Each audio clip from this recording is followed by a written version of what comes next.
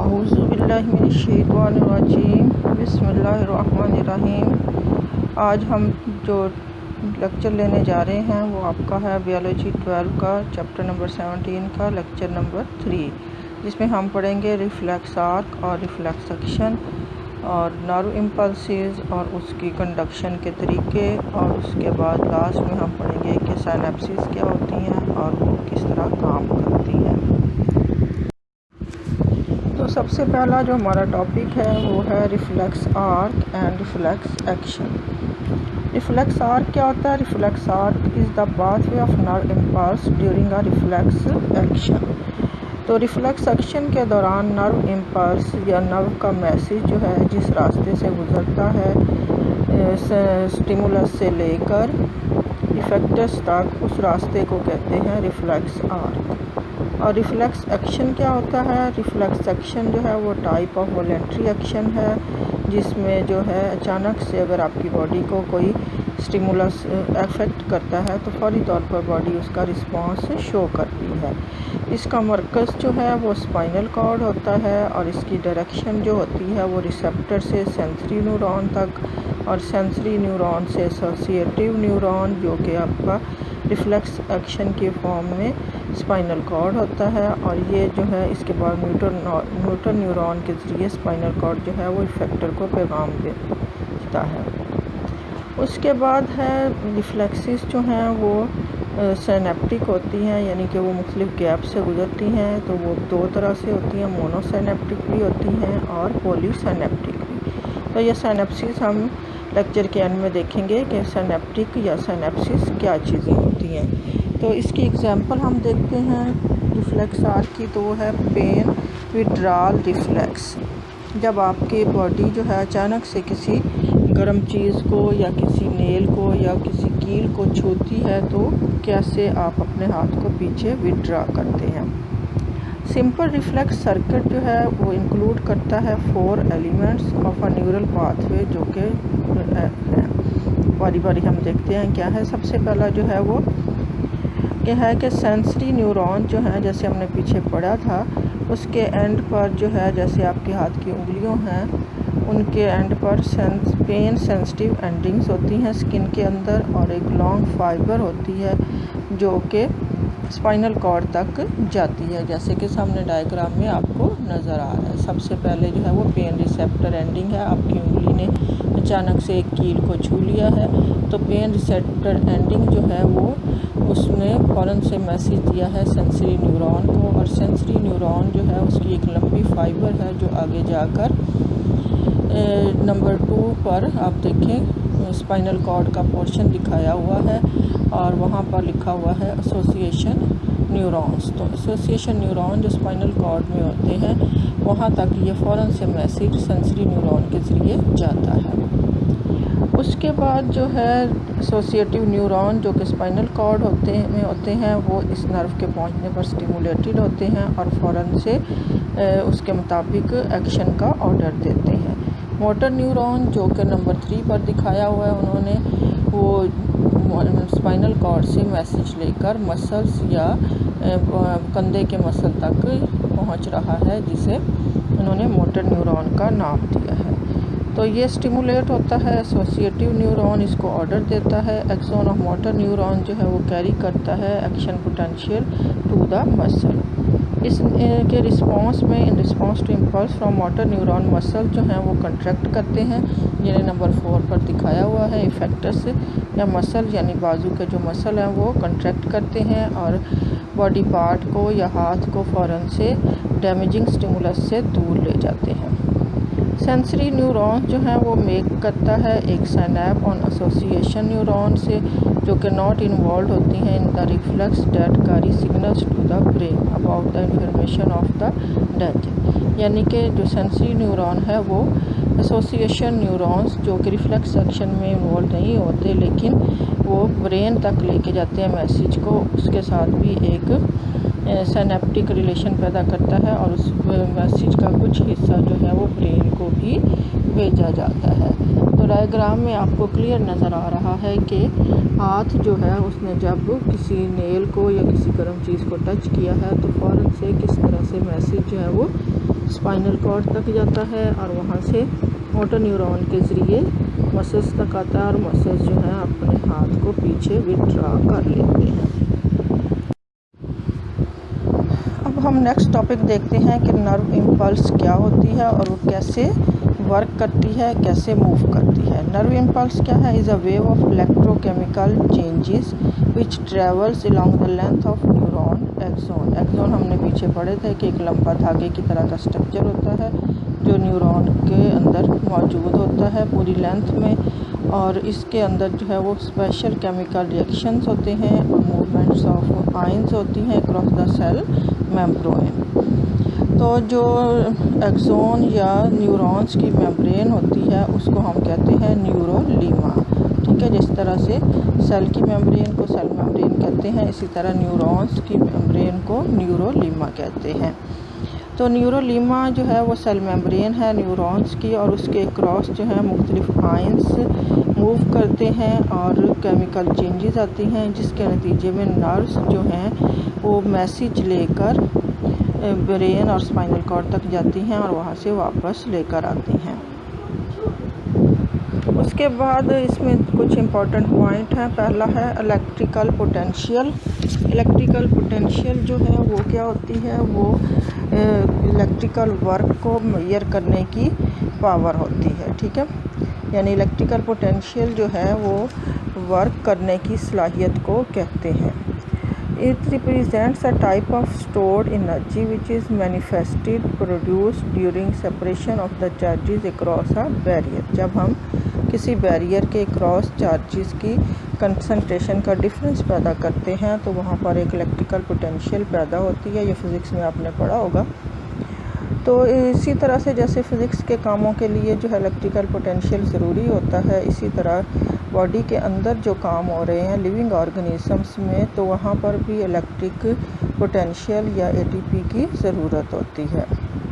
तो in case of neuron जो है changes are positive and negative ions and the charge separating barrier is the plasma membrane. तो living organism में जो charge separating barrier होता है वो प्लाज्मा मेम्ब्रेन होता है या न्यूरोलीमा होता है, और चार्जेस जो हैं वो पॉजिटिव और नेगेटिव आयंस की फॉर्म में अपने आप को शो करते हैं। तो मेम्ब्रेन पोटेंशियल क्या होती है? Electrical potential that exist across a cell membrane is known as membrane potential. Membrane यानी सेल मेम्ब्रेन के अंदर और बाहर जो पॉजिटिव और नेगेटिव चार्ज की मिकदार का फ़र्क होता है वो इलेक्ट्रिकल पोटेंशियल कहलाती है और उसको मेम्ब्रेन पोटेंशियल कहते हैं। इसकी दो टाइप्स हैं मेम्ब्रेन पोटेंशियल की, रेस्टिंग मेम्ब्रेन पोटेंशियल और action membrane potential. Resting membrane potential या पोलराइज स्टेट जो है वो उस वक्त होती है जब कोई नर्व कंडक्शन नहीं हो रही होती, यानी न्यूरॉन जो है वो कोई काम नहीं कर रहा होता, रेस्ट कर रहा होता है। तो उस वक्त जो मेम्ब्रेन के ऊपर चार्जेस होते हैं और या उस मेम्ब्रेन के ऊपर जो जो कंडीशंस होती हैं उसको हम कहते हैं resting membrane potential. A typical neuron at rest जो है उसके अंदर फॉलोइंग चेंजेस होती हैं। एक ये है कि आउटसाइड मेम्ब्रेन के जो है वो पॉजिटिव चार्ज ज़्यादा होता है और मेम्ब्रेन के अंदर जो है वो पॉजिटिव चार्ज कम होता है। इसी तरह से मेम्ब्रेन के अंदर नेगेटिव चार्ज ज़्यादा होता है और सेल मेम्ब्रेन के बाहर जो है नेगेटिव चार्ज कम होता है।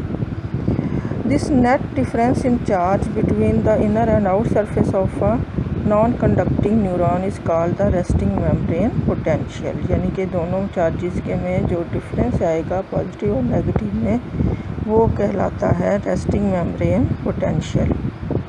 उसके बाद है factors involve in resting membrane potential. तो रेस्टिंग मेम्ब्रेन पोटेंशियल में जो फैक्टर इन्वॉल्व होते हैं उसमें सबसे पहला जो है, वैसे तो ये फैक्टर्स दोनों में होते हैं यानी कि एक्शन मेम्ब्रेन में भी और रेस्टिंग मेम्ब्रेन पोटेंशियल में भी, तो दोनों में जो है वो डिफरेंस आता है वो हम बारी बारी देख लेते हैं। Sodium and potassium ion of the many kind of ions present in the nerve cells and the surrounding fluid, sodium and potassium ions जो हैं वो मोस्ट इम्पॉर्टेंट होते हैं। यानी वैसे तो बहुत सारे आयंस होते हैं मेम्ब्रेन के अंदर और बाहर और नर्व सेल्स के ऊपर और नर्व सेल के इर्द गिर्द जो फ्लूइड होता है, लिक्विड मटेरियल उसके अंदर, लेकिन जो नर्वस सिस्टम है उसके फंक्शन में सोडियम और पोटाशियम आयन जो है वो इम्पॉर्टेंट फंक्शन रोल प्ले करते हैं। तो इसी वजह से जब मसल्स वीक हो जाते हैं तो डॉक्टर जो है वो सोडियम और पोटाशियम की मेडिसिन सजेस्ट करते हैं। तो सोडियम आयंस जो हैं उसको हम Na पॉजिटिव लिखते हैं और पोटाशियम आयन को K पॉजिटिव से शो करते हैं। तो सोडियम आयंस जो हैं वो जब रेस्टिंग मेम्ब्रेन पोटेंशियल होता है तो बाहर जो है उनकी कंसंट्रेशन 10 टाइम ज़्यादा होती है और मेम्ब्रेन के अंदर उनकी कंसंट्रेशन 10 टाइम कम होती है। यानी अगर बाहर जो है वो 10 सोडियम आयन मौजूद हैं तो मेम्ब्रेन के अंदर जो है वो 1 सोडियम आयन मौजूद होगा। इसी तरह पोटाशियम आयन जो हैं वो मेम्ब्रेन के अंदर जो है वो 20 टाइम ज़्यादा होते हैं बनिस्बत मेम्ब्रेन के बाहर। यानी रेस्टिंग कंडीशन में मेम्ब्रेन के अंदर अगर 20 पोटाशियम आयन हैं तो मेम्ब्रेन के बाहर 1 पोटाशियम आयन होगा। उसके बाद है active sodium oblique potassium pumps. तमाम न्यूरॉन्स जो हैं उनके अंदर एक्टिव सोडियम और पोटाशियम पंप्स होते हैं जो कि सेल मेम्ब्रेन के अंदर मौजूद होते हैं। ये पंप्स जो हैं ये स्पेशल टाइप्स के पोर्स होते हैं जो कि एटीपी की मदद से खुलते और बंद होते हैं। तो with the help of energy from ATP these pumps transport sodium outside and potassium into the cell. ये सारा कुछ आपकी बुक में लिखा हुआ है, आप वहाँ से इन डिटेल देख सकते हैं और याद कर सकते हैं। उसके बाद हम देखते हैं कि सोडियम और पोटाशियम आयन जो हैं वो अपनी रिस्पेक्टिव कंसंट्रेशन ग्रेडियंट के अगेंस्ट जो हैं वो भी ट्रांसपोर्ट किए जाते हैं और इस मकसद के लिए एनर्जी एटीपी की फॉर्म में लगाई जाती है। इसको आपको पता है, फर्स्ट ईयर में आपने पढ़ा था कि एक्टिव ट्रांसपोर्ट करते हैं। For every 2 potassium ions that are actively transported inward, 3 sodium ions are pumped out। यानी अगर हम 2 पोटाशियम आयन जो हैं वो मेम्ब्रेन के अंदर लाएंगे तो उसके नतीजे में रिएक्शन में 3 सोडियम आयन बाहर निकाले जाएंगे। तो inside becomes more negative than the outside of cell membrane of neuron and more positive electrically outside than inside the cell membrane. ये रेस्टिंग कंडीशन की हम बात कर रहे हैं। उसके बाद दूसरी जो चीज़ इसमें इन्वॉल्व होती है वो है negative organic ions. Large negative organic ions जैसे कि प्रोटीन, ऑर्गेनिक एसिड वगैरह जो हैं वो मेम्ब्रेन के अंदर ज़्यादा होते हैं और मेम्ब्रेन के बाहर कम होते हैं और बिल्कुल नेग्लिजिबल कंसंट्रेशन में होते हैं। This makes the inside of neuron membrane more negative. यानी रेस्टिंग कंडीशन में मेम्ब्रेन के अंदर वाला हिस्सा जो है वो ज़्यादा नेगेटिव होता है और बाहर वाला कम नेगेटिव होता है या पॉजिटिव होता है। तीसरे नंबर पर है leakage of potassium ions from the neuron. Cell membrane जो है वो तमाम टाइप्स के आयंस के लिए तकरीबन इम्परमिएबल होती है, यानी वो इसमें से आसानी से मूव नहीं कर सकते except potassium as the membrane is slightly permeable for potassium, so potassium leaks out of the cell. तो न्यूरॉन में से पोटाशियम जो है वो रेस्टिंग कंडीशन में बाहर जा सकता है, बाकी नहीं जा सकते। तो इस due to the loss of this positive ion from the neuron by diffusion inside become more negative than outside of neuron cell membrane. तो ये सारी चीज़ें जो हैं ये रोल प्ले करती हैं मेम्ब्रेन के अंदर वाली साइड को ज़्यादा नेगेटिव करने में बाहर की निस्बत। तो जब अंदर वाली साइड ज़्यादा नेगेटिव होगी और बाहर की निस्बत तो no conduction of nerve impulse होगी, तो न्यूरॉन जो है वो अनस्टिमुलेटेड रहेगा और पोलराइज्ड स्टेट में रहेगा। तो रेस्टिंग मेम्ब्रेन पोटेंशियल जो है वो तकरीबन 0.07 वोल्ट या -70 मिली वोल्ट होती है, यानी माइनस में होती है रेस्टिंग मेम्ब्रेन पोटेंशियल। तो ये डायग्राम में भी आपको दिखाया हुआ है कि जब रेस्टिंग कंडीशन में होती है, बुक में से आप डायग्राम देख सकते हैं, तो अंदर वाली साइड जो है वो नेगेटिव होती है और बाहर वाली साइड पॉजिटिव होती है। बुक में जितनी डायग्राम्स दी हुई हैं आपने अच्छी तरह से उनको देख लेना है।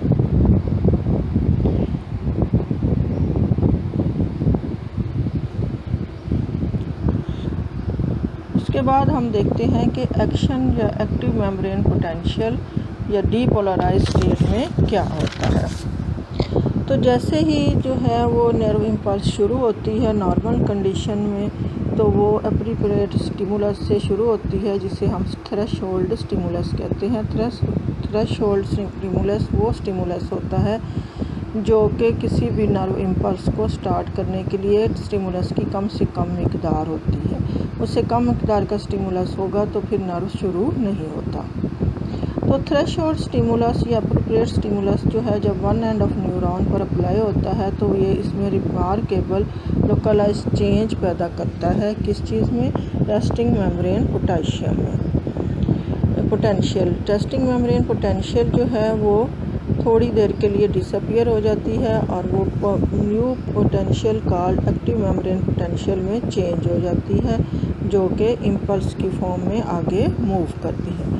During this state the inner membrane surface जो है वो मोर पॉजिटिव हो जाती है दैन द आउटसाइड, यानी कि इसमें चेंजेस जो हैं वो रिवर्स हो जाती हैं। अंदर वाली साइड पॉजिटिव हो जाती है और बाहर वाली नेगेटिव हो जाती है, जिसकी वजह से वहाँ से इम्पल्स गुजरकर आगे चली जाती है। जितने जितने एरिए से इम्पल्स गुजरती है वहाँ पर मेम्ब्रेन उतने एरिए में जो है वो अंदर वाली साइड पॉजिटिव होती जाती है और बाहर वाली नेगेटिव, और जब वहाँ से इम्पल्स गुजर जाती है तो दोबारा से अंदर वाली साइड नेगेटिव और बाहर वाली पॉजिटिव होना शुरू हो जाती है।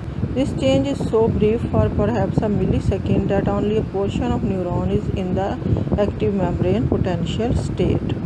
अब हम देखते हैं कि कौन कौन से फैक्टर्स हैं जो इस चेंज का बायस बनते हैं, इनर साइड को पॉजिटिव करने में हेल्प करते हैं। Major factor involve in the changing the resting membrane potential to active membrane potential जो है वो वही हैं जो हमने पीछे पढ़े हैं, लेकिन उनकी जो तरतीब है या उनकी जो मिकदार है या मूवमेंट है वो चेंज हो जाती है। तो सबसे पहले वही सोडियम एंड पोटाशियम आयन जो है उसकी मूवमेंट है।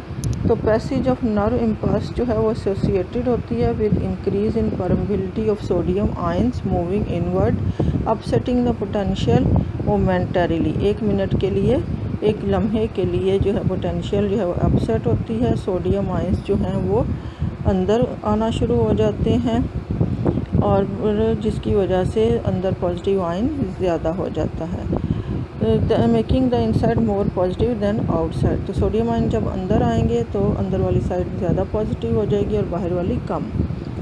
इसी तरह से सोडियम गेयर्स जो हैं वो खुल जाते हैं। फिजियोलॉजिस्ट जो हैं यानी जो न्यूरॉन पर काम करते हैं साइंसदान, उनका कहना है कि परमेबिलिटी जो है वो स्पेसिफिक पोर्स की वजह से होती है, यानी सोडियम का अंदर आना जो बढ़ जाता है वो स्पेसिफिक पोर्स होते हैं मेम्ब्रेन के अंदर जो कि सोडियम आयन गेट्स कहलाते हैं और वो खुल जाते हैं जिसकी वजह से सोडियम अंदर आना शुरू हो जाता है। तो when these gates open sodium rush into the neuron by diffusion. तो ये गेट्स जब स्टिमुलस की वजह से खुलते हैं तो सोडियम तेज़ी से रश करके भाग के न्यूरॉन के अंदर दाखिल होना शुरू हो जाता है। कुछ पोटाशियम जो है इसके रिज़ल्ट में नर्व से बाहर भी चला जाता है। उसके बाद है कि चार्जेस आर रिवर्स्ड। दूसरे नंबर पर क्या होता है कि जब अंदर वाली मेम्ब्रेन जो है मोर पॉजिटिव हो जाएगी और बाहर वाली मोर नेगेटिव हो जाएगी तो चार्जेस की कंडीशन रेस्टिंग के मुकाबले में रिवर्स हो जाएगी। और उसमें से जो है फिर एक्टिव मेम्ब्रेन पोटेंशियल के दौरान न्यूरॉन्स जो है वो कंडक्ट करता है impulse in the form of nerve impulse. Active membrane potential जो है वो पॉजिटिव 0.05 वोल्ट या प्लस 50 मिली वोल्ट होती है। दिस चेंजेस जो हैं वो लेंथ ऑफ न्यूरॉन के साथ आगे आगे को शिफ्ट होती हैं जब तक कि नर्व इम्पल्स जो है वो साइनेप्स पर पहुंच जाती है। फिर है रीपोलराइजेशन और recovery refractory period. Soon after passage of impulse, जैसे ही इम्पल्स वहाँ से गुजर जाती है तो रेस्टिंग मेम्ब्रेन पोटेंशियल जो है वो दोबारा रिस्टोर हो जाती है, जिसमें क्या होता है कि movement of small number of ions specially potassium moving out. Potassium बाहर चला जाता है जिसकी वजह से रीपोलराइजेशन ऑफ मेम्ब्रेन होती है। सोडियम ओब्लिक पोटाशियम पंप्स जो हैं वो ओरिजिनल कंडीशन में आयन ग्रेडियंट में आ जाते हैं और रेस्टिंग मेम्ब्रेन पोटेंशियल दोबारा रिकवर हो जाती है। इसके बाद न्यूरॉन जो है वो नई इम्पल्स को कंडक्ट करने के लिए तैयार हो जाता है। उसके बाद है saltatory impulse in myelinated neurons. The impulse jumps from node to node of Ranvier. This is called saltatory impulse. यानी कि वो न्यूरॉन्स जिनके ऊपर माइलिनेटेड शीट्स होती हैं वो एक नोड से दूसरी नोड तक जंप करके मूव करती हैं और ऐसी नर्व्स को साल्टेटरी इम्पल्सिस कहते हैं। ये अलग से शॉर्ट क्वेश्चन है। उसके बाद speed of nerve impulse. Normal speed of nerve impulse human is 100 metre per second. Maximum speed जो है वो रिकॉर्ड की गई है वो है 120 मीटर पर सेकेंड। ये भी आपने याद कर लेने हैं। तो डायग्राम में आप देखें तो आपको नज़र आएगा कि जहाँ से नर्व गुज़र रही है वहाँ से जो न्यूरॉन की मेम्ब्रेन के अंदर वाली साइड है वहाँ पर चार्जेस पॉजिटिव हैं और बाहर नेगेटिव हैं, जबकि बाकी जो जगह है वहाँ पर चार्जेस अंदर नेगेटिव हैं और बाहर पॉजिटिव हैं।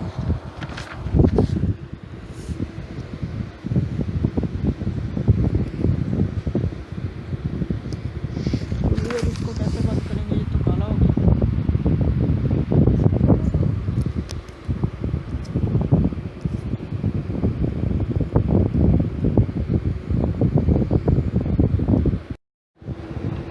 अब हम देखते हैं कि साइनैप्स क्या होते हैं। तो साइनैप्सिस जो हैं वो क्या हैं कि गैप्स हैं माइक्रोस्कोपिक जो कि दो न्यूरॉन्स के दरमियान होते हैं और इनके अंदर जो है कोई साइटोप्लाज्मिक कनेक्शन नहीं होता और जो है वो axon ending of one neuron जो है वो dendrites of the next neuron के ज़रिए कनेक्टेड होती हैं इन गैप्स के ज़रिए। कोई साइटोप्लाज्मिक कनेक्शन नहीं होता बल्कि ये गैप्स होते हैं और ये गैप्स जो हैं वो साइनैप्सिस कहलाते हैं। और सिंगल न्यूरॉन जो है वो में फॉर्म करता है synapsis with many incoming fibres of different neurons. अब इन सिनैप्सिस से इम्पल्स कैसे गुजरती है। A nerve impulse is pass from one neuron to the other through the synapsis. However, a single impulse does not necessarily pass the synapse। एक single impulse जो है वो सिनैप्स को क्रॉस नहीं कर सकती। 2 और 3 जो इम्पल्सेस जो कि रैपिड सीरीज़ में और साइमल्टेनियसली 2 और 3 फाइबर्स के ज़रिए जब एक सिनैप्सिस पर पहुंचती हैं तो फिर वो नेक्स्ट न्यूरॉन में इम्पल्स काज कर सकती हैं या ट्रांसमिट हो सकती हैं। एक्शन पोटेंशियल जो है वो वन न्यूरॉन से नेक्स्ट में जंप नहीं करती, लेकिन मैसेज जो है वो ट्रांसमिट किया जाता है फॉर्म ऑफ केमिकल मैसेंजर। यानी कुछ ख़ास केमिकल्स होते हैं जो कि एक्शन पोटेंशियल के मैसेज को एक न्यूरॉन से अगले न्यूरॉन तक शिफ्ट करते हैं और उनको हम कहते हैं न्यूरोट्रांसमीटर। जब एक इम्पल्स एक सिनैप्टिक नोड पर जो नीचे आपको नज़र आ रही है पहुंचती है तो सिनैप्टिक वेसिकल्स जिनके अंदर न्यूरोट्रांसमीटर्स होते हैं वो फ्यूज़ करते हैं प्री सिनैप्टिक मेम्ब्रेन के साथ। यानी जहाँ सिनैप्सिस होगी या गैप्स होंगे उन दोनों के दरमियान जो है वो 2 मेम्ब्रेन होंगी, एक उस न्यूरॉन की जो मैसेज लेकर आ रहा है और फिर आगे गैप आ जाएगा और आगे जो है वो दूसरी मेम्ब्रेन होगी जो अगले न्यूरॉन की होगी। तो दोनों न्यूरॉन की मेम्ब्रेन के दरमियान गैप को हम सिनैप्सिस कहते हैं और जो मैसेज लेकर आ रहा होता है उसको हम कहते हैं प्री सिनैप्टिक मेम्ब्रेन और जिसको आगे मैसेज देना होता है उसको हम कहते हैं पोस्ट सिनैप्टिक मेम्ब्रेन। तो सिनैप्टिक नोड्स जो हैं जिनके अंदर सिनैप्टिक वेसिकल्स होते हैं और सिनैप्टिक वेसिकल के अंदर स्पेशल केमिकल्स होते हैं जो न्यूरोट्रांसमीटर होते हैं। तो जब न्यूरॉन मैसेज लेकर आता है तो जो न्यूरोट्रांसमीटर वाले वेसिकल्स होते हैं वो उस न्यूरॉन की मेम्ब्रेन के से बाहर को डिफ्यूज़ आउट होकर खाली जगह पर गैप पर या सिनैप्स वाली जगह पर चले जाते हैं। तो न्यूरो जो है transmitter molecules are released into the synaptic cleft, gap को क्लेफ्ट कहते हैं। तो न्यूरोट्रांसमीटर मॉलिक्यूल्स बाइंड करते हैं रिसेप्टर्स के साथ on the post synaptic membrane. तो ये न्यूरोट्रांसमीटर्स जो हैं ये जो मैसेज लेकर जा रहे हैं ये उस गैप को क्रॉस करके अगले न्यूरॉन की मेम्ब्रेन के साथ अटैच हो जाते हैं जिसे पोस्ट सिनैप्टिक मेम्ब्रेन कहते हैं। तो एन एक्शन पोटेंशियल जो है वो जनरेट हो जाती है पोस्ट सिनैप्टिक न्यूरॉन में by causing changes in its impermeability to certain ions. बिल्कुल उसी तरह से जैसे एक्शन पोटेंशियल में मेम्ब्रेन की परमिबिलिटी चेंज हो जाती थी, यहाँ भी जो अगले वाला न्यूरॉन है उसकी मेम्ब्रेन की परमिबिलिटी चेंज हो जाएगी और वहाँ पर एक्शन पोटेंशियल स्टार्ट हो जाएगी। अब हम देखते हैं कि न्यूरोट्रांसमीटर्स क्या होते हैं। न्यूरोट्रांसमीटर्स जो हैं वो ऐसे केमिकल्स होते हैं जो कि एक्सोन एंडिंग पर रिलीज़ होते हैं। एक्सोन एंडिंग को प्रीसिनेप्टिक नोड भी कहते हैं और न्यूरॉन्स को of the neurons at synapse involve in the message transmission, ये मैसेज को ट्रांसमिट करते हैं एक न्यूरॉन से दूसरे पर। अब न्यूरोट्रांसमीटर की टाइप्स क्या हैं, तो many different types of neurotransmitters are known. These are acetylcholine, adrenaline, norepinephrine, norepinephrine, serotonin और डोपामिन। अब इनकी आगे है लोकेशन कि ये कहाँ होते हैं। एसिटाइलकोलिन जो है वो मेन ट्रांसमीटर है जो कि सिनेप्सिस के लिए इस्तेमाल होता है और ये सेंट्रल नर्वस सिस्टम के बाहर पाया जाता है। दूसरे जो हैं वो मोस्टली इन्वॉल्व होते हैं विद इन द ब्रेन और स्पाइनल कॉर्ड की सिनेप्टिक ट्रांसमिशन के लिए और ये सेंट्रल नर्वस सिस्टम के अंदर होते हैं। सामने दी गई डायग्राम में आप देख सकते हैं कि किस तरह से एक एक्सोन है और उसके आगे जो नोब लाइक स्ट्रक्चर या गोल स्ट्रक्चर दिखाया हुआ है वो उसका सिनेप्टिक नोब है और उसमें जो है वो राउंड स्ट्रक्चर के न्यूरोट्रांसमीटर मॉलिक्यूल्स हैं। जब कोई इम्पल्स इस एक्सोन से गुजर कर आती है तो ये मेम्ब्रेन को, न्यूरॉन की नोब की मेम्ब्रेन को क्रॉस करके खाली जगह पर या सिनेप्स में आ जाते हैं और वहाँ से आगे जाकर अगली जो न्यूरॉन की मेम्ब्रेन दिखाई हुई है जिसे उन्होंने पोस्टसिनेप्टिक न्यूरॉन कहा है उसके डेंड्राइट्स के साथ जाकर अटैच हो जाते हैं और मैसेज को आगे शिफ्ट कर देते हैं। यही चीज़ उन्होंने फिर नीचे बी डायग्राम में भी दिखाई हुई है। अब ये इस लास्ट पेज पे हमने कुछ एमसीक्यूज़ दिए हैं जो कि इस नर्वस नर्व कंडक्शन के बारे में हैं। तो ये एमसीक्यूज़ जो हैं ये बहुत इम्पोर्टेंट हैं, ये भी आपने याद करने हैं। पहले आपने लेक्चर को तैयार कर लेना है, उसके बाद इन एमसीक्यूज़ को सॉल्व करना है और चेक करना है, ठीक है। तो ये काफ़ी सारे एमसीक्यूज़ हैं, जैसे कि है एक है which of the following receptors produce sensation of pain. फिर दूसरा है मैकेनो रिसेप्टर जो है वो डिटेक्ट करते हैं स्टिमुलस ऑफ डैश। उसके बाद है नोसी रिसेप्टर जो है वो सेंसेशन ऑफ किस चीज़ की सेंसेशन को पैदा करते हैं। इसी तरह से फिर इसमें resting membrane potential of neuron के बारे में पूछा हुआ है कि वो कितनी होती है। और उसके बाद जो है उन्होंने सिनेप्सिस के बारे में कुछ क्वेश्चंस किए हुए हैं। और नेक्स्ट जो है वो इफ़ेक्टर्स के बारे में पूछा हुआ है कि इफ़ेक्टर्स क्या होते हैं और स्ट्रक्चर जो है जो कि इम्पल्स के नतीजे में रिस्पॉन्स करता है वो क्या होता है। उसके बाद डिफ्यूज नर्वस सिस्टम जो है वो किस में होता है, ठीक है। तो ये सारे एमसीक्यूज़ आपने अच्छी तरह से याद करने हैं ताकि एग्ज़ाम में आपके काम आए।